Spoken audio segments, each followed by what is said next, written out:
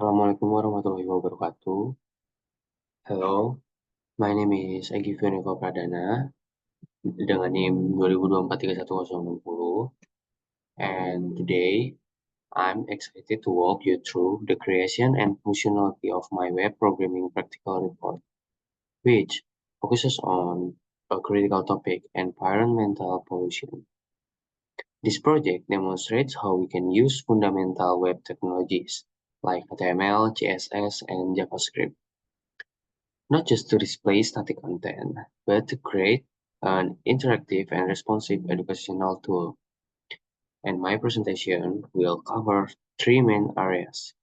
First, the structure we built with HTML. And the second one, the design and responsiveness we achieved with CSS.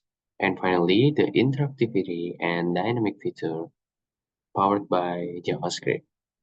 And now, I will explain about the HTML, index HTML. The HTML file is the backbone of our entire report. It defines the content and its basic hierarchy, the head and metadata. The file starts with standard setup, defining the character set and ensuring the page is responsive across different devices using the viewport tag. We link to our style sheet style.css. And the content section, I use semantic tags for clear organization. The header holds the report title and my student information. The main section contains the primary content, including a general explanation of pollution, and the key dynamic elements.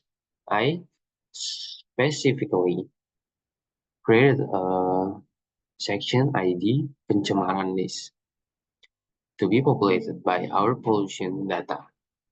Crucially, notice the two distinct control buttons like toggle mode button for changing the theme and tampilkan gambar BTN for showing the visual examples, and the hidden image gallery.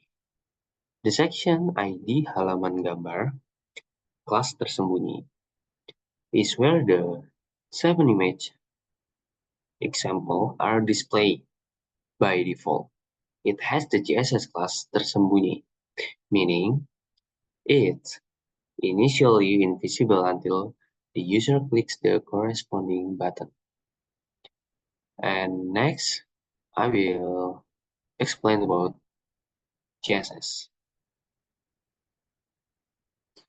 Okay, the CSS file is what makes this report visually appealing and, more importantly, adaptive. Custom properties and theming. I implemented a key feature using CSS variable root. We define color scheme like color primary, color secondary, and other. This allows us to easily create a clean mode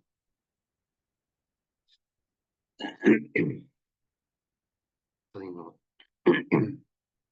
and a messy mode like this.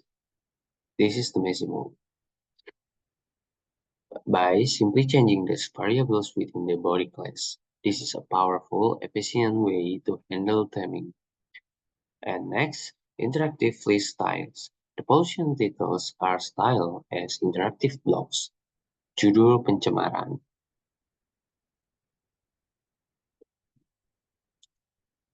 With a cursor pointer to invite clicks the description. And the description, penjelasan paragraph, ini penjelasan paragraph, are given a dashboard and are initially set to display none, like this, using the tersembunyi class. And responsive image grid to ensure the image look grid on any device. I use CSS grid. And media query for the card layout. mobile.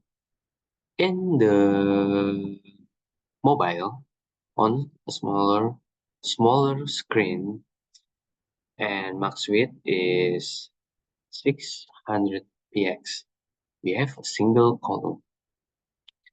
And in the tablet is minimal width 61 6001 6100 px, and the max is 9092 px. Layout switch to two column, and in the desktop for wider screen we use this. We use a three column layout,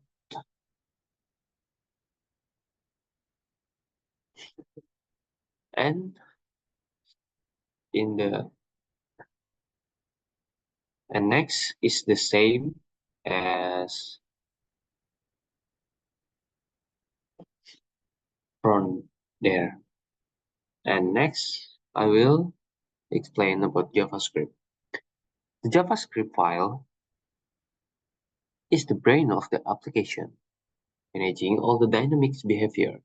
The data source, the script begins with a static array pencemaran data, which holds all the content, the title, description, the title, the description, and image path for each of the seven types of pollution. This structure is efficient for managing content. And next, dynamically populating content. Instead of writing the 7 details in HTML, the script iterates through the pencemaran data. Alright, and dynamically creates the judul div and penjelasan paragraph. Like this. Injecting them into the HTML is container. And next, toggle mechanism, the core feature. This is the main interactive part. We added an event listener to the list container. When a title is clicked, the script performs a check. It uses confirm like this to display a pop-up dial asking the user for confirmation before revealing or hiding the content. This adds an extra layer of user control and interaction. Based on the user confirmation, it either removes or adds the dot tersembunyi class to the corresponding description paragraph, effectively showing or hiding it. And the temp switcher, the toggle mode button, listener simply checks the body element class like this. It toggles between the mode rapi and mode berantakan like this, which, as we saw in the CSS, instantly changes all the color defined by the CSS variable. And next is image gallery activation. The tampilkan gambar btn here. Listener toggles the tersembunyi class on the entire image section, halaman gambar. Crucially, the image cards are only created and appended to the DOM the first time the user clicks the button, saving processing time on initial load. And I resume all my explanation about that. Before that, we will go with the output. Let's go. Boom.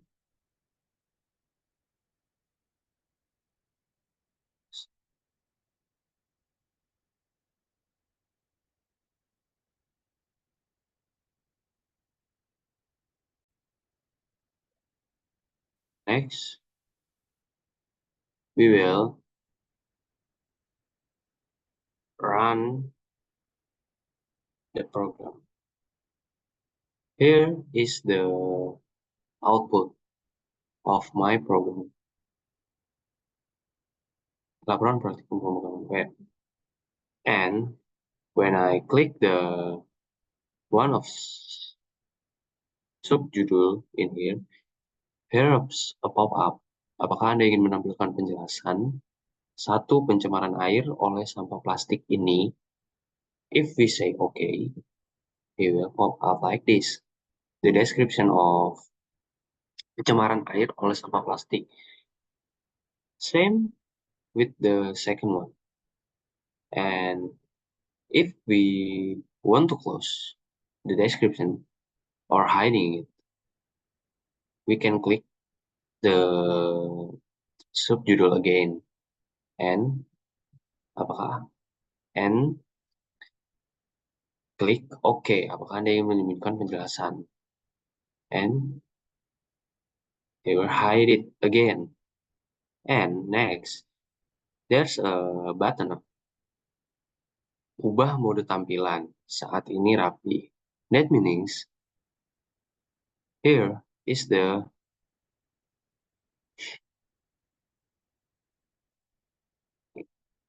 program yang rapi. And if we click the button, we will change the color to a messy program, messy output like this. We can click again and back to the normal again. And next, if we click the tampilkan gambar 7 pencemaran, we can see the picture like this with the judul. We can hide it again. Okay. And next, we can inspect if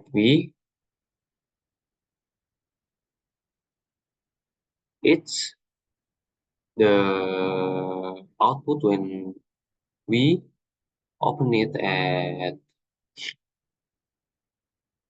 website or laptop and in the tablet.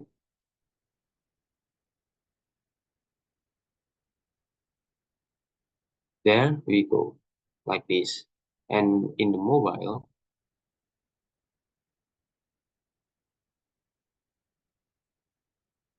here, like this. Okay? Okay. And I have resumed my explanation. This report is comprehensive example of combining the three pillars of front-end development. HTML provided the organized content structure, and the CSS ensure a responsive, themable, and visually organized presentation. And the JavaScript delivered the dynamic interactivity, including data rendering, the confirmation-based toggle system, and the theme switcher.